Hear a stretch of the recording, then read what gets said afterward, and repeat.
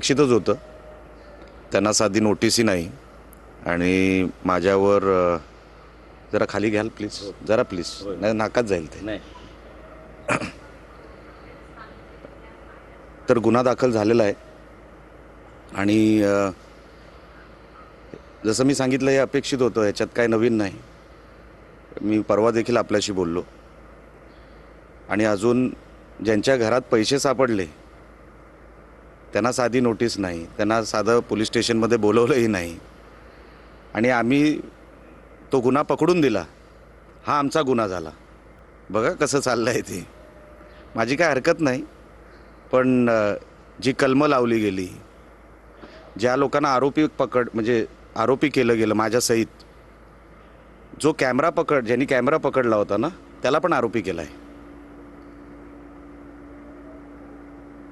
काय म्हणणार आपण याच्यामध्ये? सांगण्यासारखं दुसरं आता काय राहिलेलं नाही. आम्हाला हे अपेक्षितच होतं आणि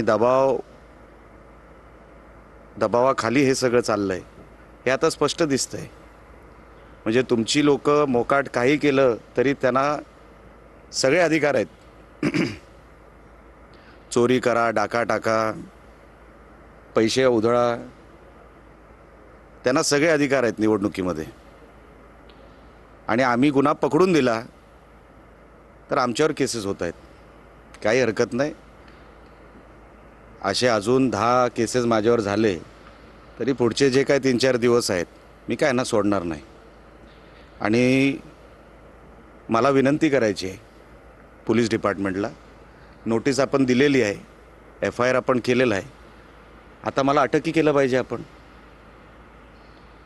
नुसतं नोटीस देऊन कसं होईल? बेल मी जेव्हा अप्लाय करीन तेव्हा करीन, पण नुसतं नोटीस देऊन FIR नंतर प्रोसिजर काय? अटक ना? कधी करणार हे पण सांगितलं पाहिजे. नुसतं हा जो काय प्रेशर टाकण्याचा जो काय प्रकार आहे, नोटीस देऊन FIR करून, माझ्यासारखा माणूस काय डगमगणार नाही किंवा कुठे मागे हटणार नाही. आता पुढची कारवाई जी काय करायची आहे ना ही त्यांना करायची आहे. मी बघतोय ते काय कारवाई करतायत ते.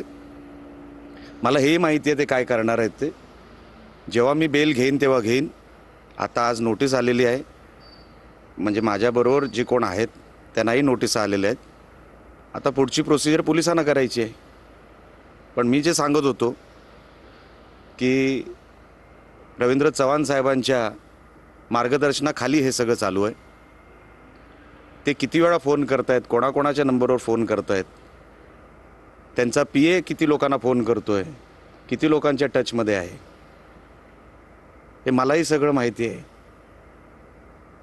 पण त्यांना जर वाटत असेल मी हे सगळं म्हणजे ह्या सगळ्या प्रेशरला मी बळी पडीन, तर अजून त्यांनी मला ओळखलेलं नाही. ही फक्त सुरुवात आहे. तुम्ही जर थांबवलं नाही तर अजून हे बरंच टोकाला जाणार आहे.